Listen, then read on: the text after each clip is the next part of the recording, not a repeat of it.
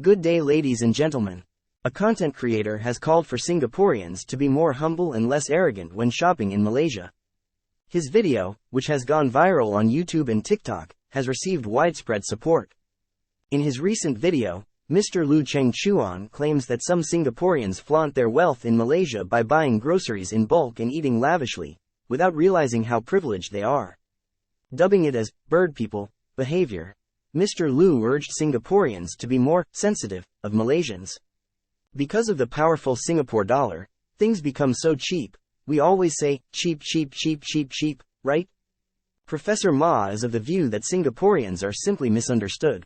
The reason is that when we look at matters from the Singaporean perspective, we are actually the ones who are suffering because items in Singapore are so expensive. For example, a landed terrace house in Malaysia costs 400,000 ringgit, but a similar house in Singapore will cost more than 4 million Singapore dollars. And when we factor in the exchange rate, the property prices in Singapore are more than 35 times the price in Malaysia. When we do the math, we can see that Singaporeans may earn 3.5 times more than Malaysians in view of the exchange rate, but when we consider the prices of property, we have to pay 35 times more.